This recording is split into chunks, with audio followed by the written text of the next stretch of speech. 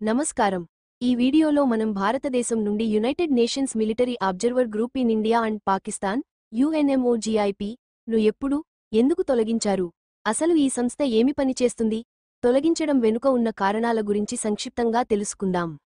UNMOGIP అనేది 1949 నుండి జమ్మూ మరియు కాశ్మీర్లోని లైన్ ఆఫ్ కంట్రోల్ LOC ను పర్యవేక్షించడానికి ఐక్యరాష్ట్ర సమితి ఏర్పాటు చేసిన ఒక సంస్థ. 1947లో భారతదేశం మరియు పాకిస్తాన్ విభజన తర్వాత కాశ్మీర్ వివాదంపై శాంతి కాపాడేందుకు ఈ సంస్థను స్థాపించారు.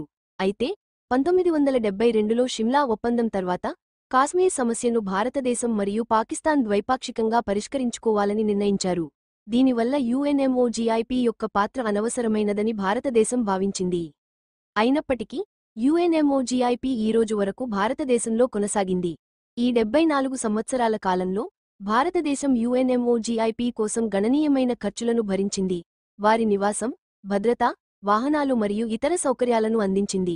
కానీ UNMOGIP తరచూ భారతదేశానికి వ్యతిరేకంగా అంతర్జాతీయ వేదికలలో నివేదికలు ఇచ్చిందని, భారతదేశ ఇమేజ్ను దెబ్బతీసేలా ప్రవర్తించిందని ఆరోపణలు ఉన్నాయి.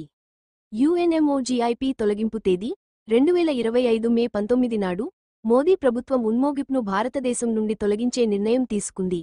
విదేశాంగ మంత్రి ఎస్ జైశంకర్ నేతృత్వంలో కేవలం 30 నిమిషాలలో UNMOGIP యొక్క వీసా రద్దు చేయబడింది మరియు వారికి 10 రోజుల్లో దేశం విడిచి వెళ్లమని ఆదేశించారు.